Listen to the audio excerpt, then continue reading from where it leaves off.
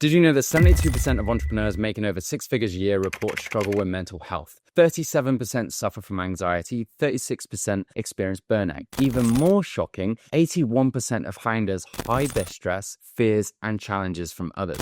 And more than half hide their stress from their own co-founders. But what if I told you that the very way you're setting goals is actually causing burnout? What if the traditional set a target and hustle toward it approach is precisely what's holding you back from both higher revenue and a better quality of life? I work with hundreds of entrepreneurs and I've discovered something counterintuitive. The highest performers don't set goals the way the most success gurus teach it. They use what I call a reverse goal setting. And today I'm going to show you exactly how it works. So, hey, I'm Luke Anning. If you don't know me, I'm a former growth partner at a seven-figure company, host of the Top 2% podcast, Happy Positive Energy Game, and I've been coaching entrepreneurs for the last 4 years. I specifically now help business owners who are already successful, but find themselves hitting plateaus, dealing with overwhelm, caught in cycles of self-sabotage, and they want to grow. So what I'm about to share isn't some fluffy motivation. This is the exact same framework my clients used to go from chaotic 10 to 30K months to consistent 50K months without burning out. I've seen this work for agency owners, coaches, course creators, service providers across dozens of industry. Now, I know you've probably tried different goal setting approaches before. Maybe you've done SMART goals, OKRs, or 12-week sprints. And while these can be great for employees, they often backfire for entrepreneurs. So by the end of this video, you'll have my complete reverse goal setting framework that I normally only share with private clients, and you'll understand how to create a 90-day anti-procrastination plan that doesn't just prevent burnout, but actually uses your natural energy patterns to accelerate growth. Now, before we dive in, we need to understand why traditional goal setting fails entrepreneurs at your level. Here's a paradox. The higher you climb in business, the less effective conventional productivity becomes. Why? Because success creates unique challenges that most productivity systems aren't designed to handle and don't consider your unique situation.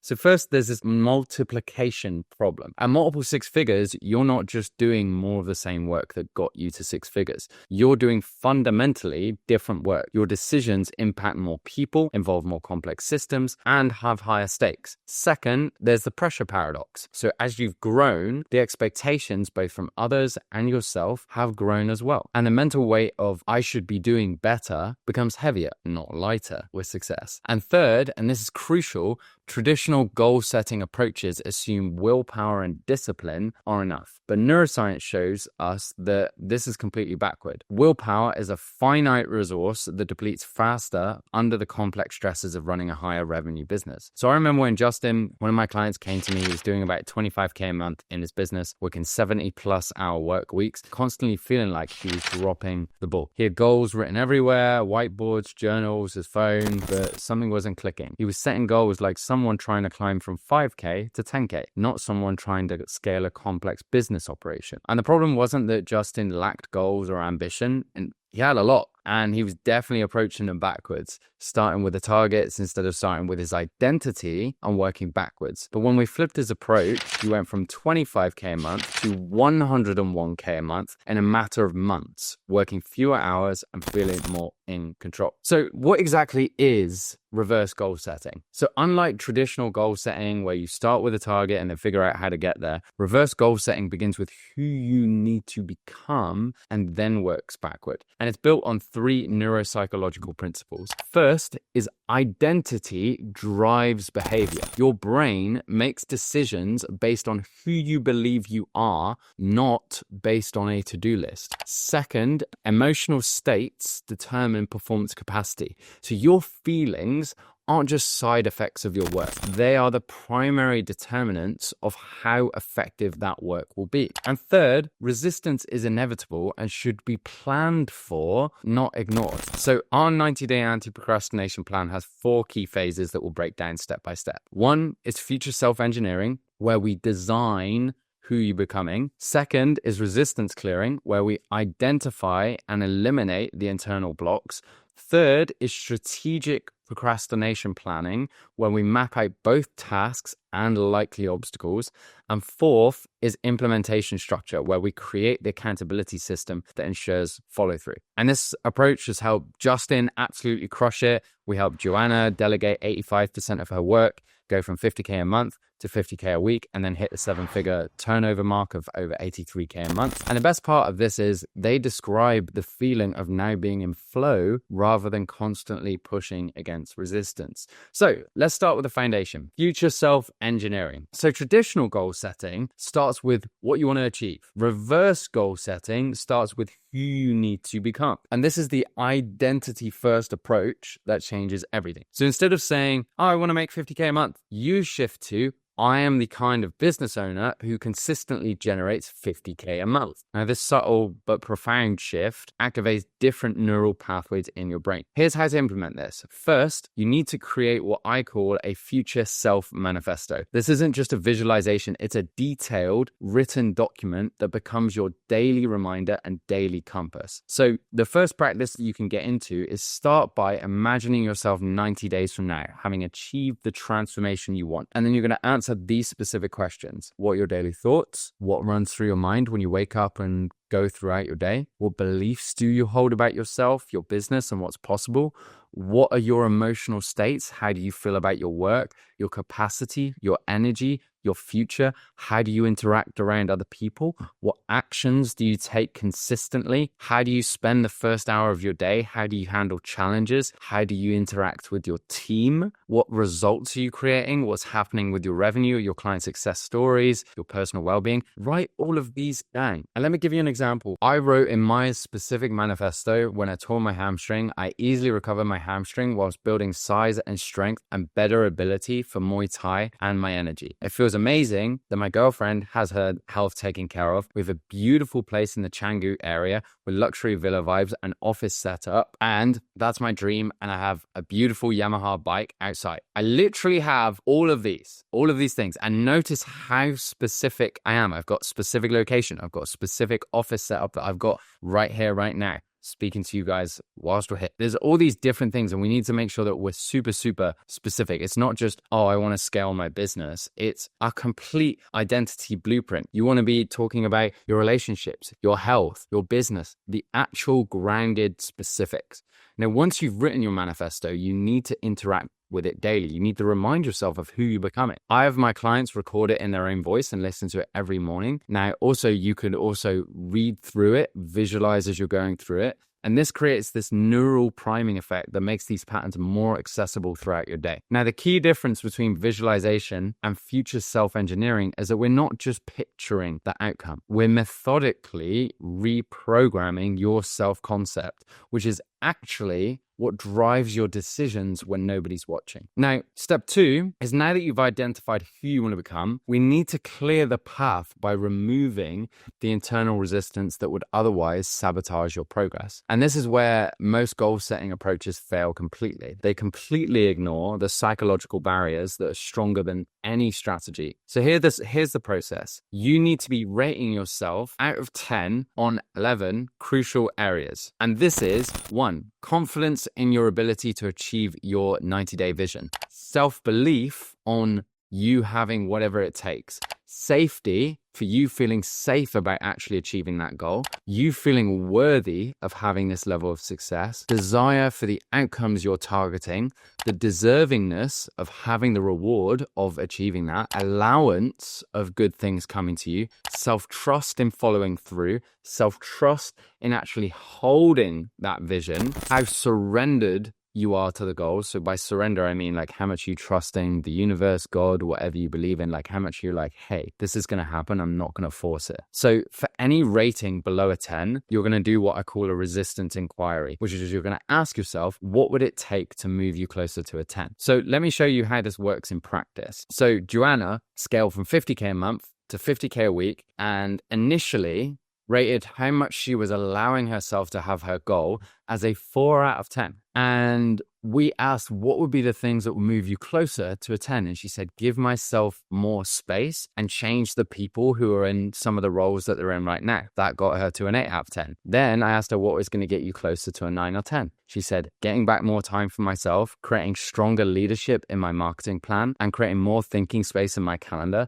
and reframing myself around what a CEO actually does. Okay, brilliant. Now that gives us some tangibility to actually work on together. And by identifying this resistance point, we can address it directly and we can create new steps. In this case, with allowance, this means you're usually trying to control the outcome. You're trying to micromanage the how rather than trusting the process. So there's a lot of like integrative aspects to this, but for each point that you identify, we want to create ideally either counter statements, like if you don't trust yourself, you're going to say, I trust myself, but also tangible action items that are going to move you to a 10. And then that's a little box checking thing that we put in part of the plan. Now, next is we actually move to the practical execution phase. So strategic procrastination planning. So this sounds like an oxymoron, but stay with me. So the conventional approach is to create a perfect plan and then beat yourself up when you inevitably deviate from it. Strategic procrastination planning takes a different approach. We plan for the reality of you being a human being rather than the fantasy of being perfect. So we're going to start by identifying all the key activities needed across your 90-day period,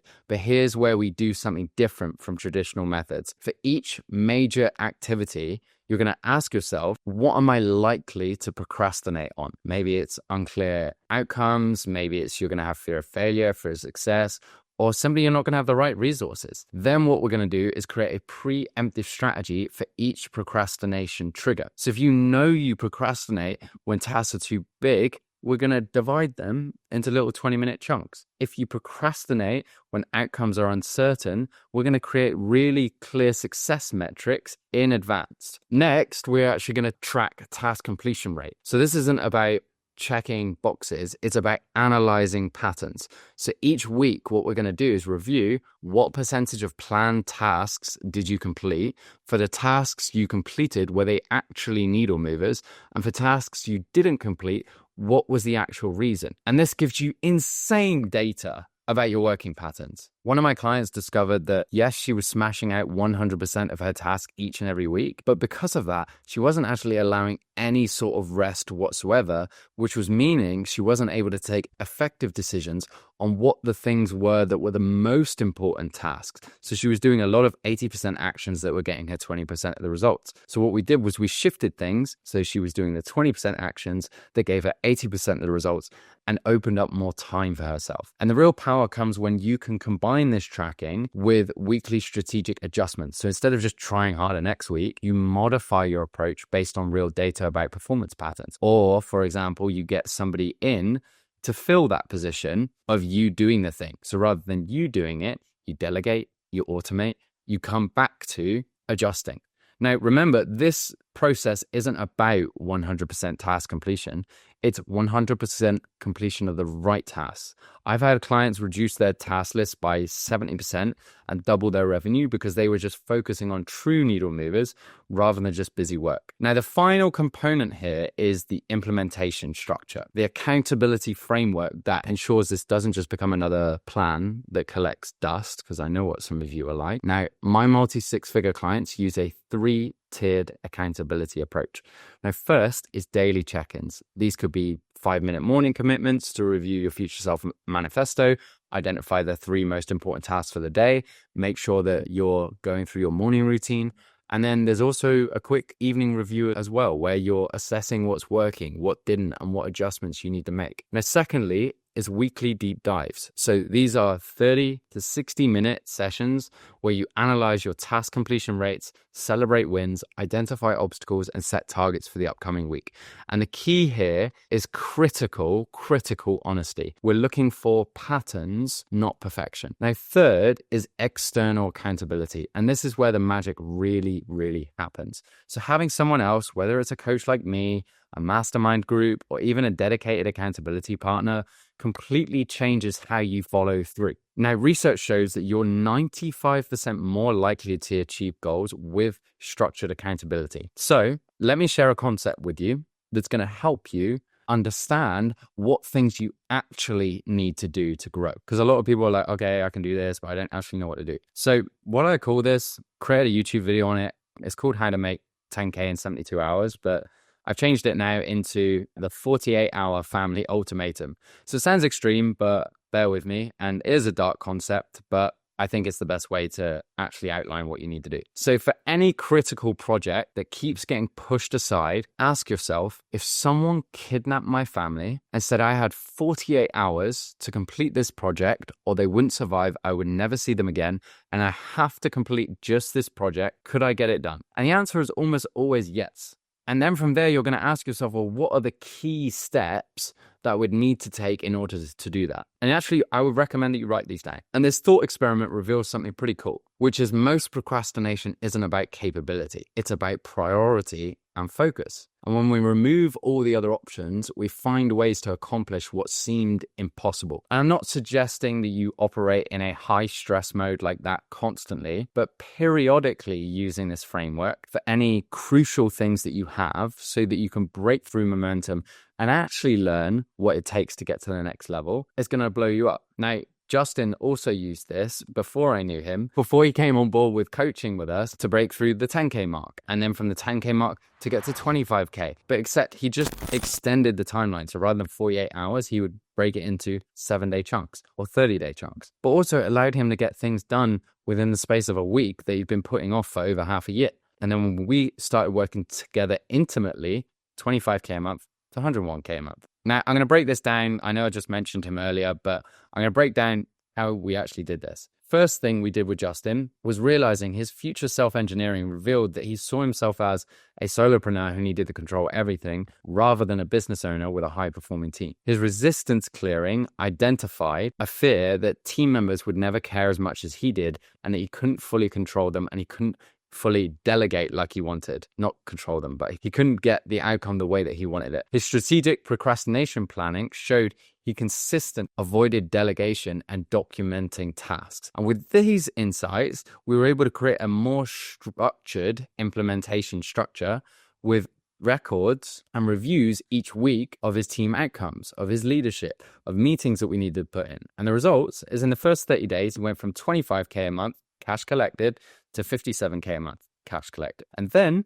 he actually took a month off to go kayaking, which is something he would never have imagined before. And when he returned, he implemented the lessons from the first cycle and he hit 101K the next month. But here's what's most important. Justin described feeling like a different person. Now, the revenue's great, but the transformation that allowed him to do personally was he was able to go to the gym. He was able to explore relationships. He was able to buy his dream car. And his business was able to break through and he had got more insane client results. So let me summarize what we've just covered. The reverse goal setting framework starts with who you're becoming, then it clears your internal resistance, then it strategically plans for procrastination and implements a multi-layered accountability structure. So this approach works because it aligns with how your brain actually functions rather than fighting against your natural patterns. And here's a specific step that you can take right now. Set aside 30 minutes tonight to draft your future self manifesto. Even this first step alone can create a massive shift in your momentum. And if you're seriously looking to go deeper with this work, I obviously help entrepreneurs implement this full system through my neuroproductivity method coaching program. We don't just talk about these concepts, we actually build customized systems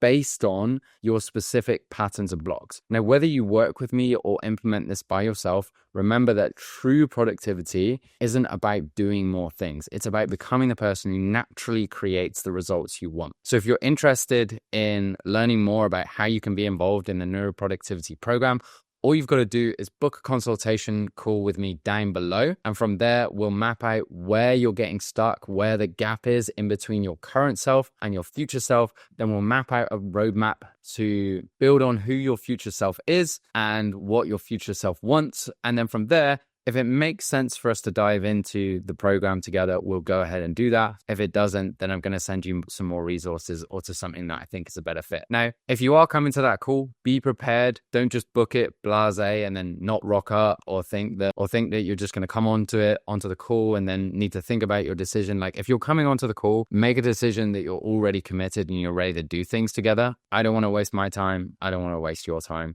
So if it sounds like you're in alignment, you want to get through some no bullshit accountability and actually build out all of this together, then go ahead and book a consultation call with me down below. But in the meantime, like, subscribe. I'd love to hear in the comments which step resonated most with you, and we'll go from there. So I appreciate you all. I'll see you in the next video. Bye.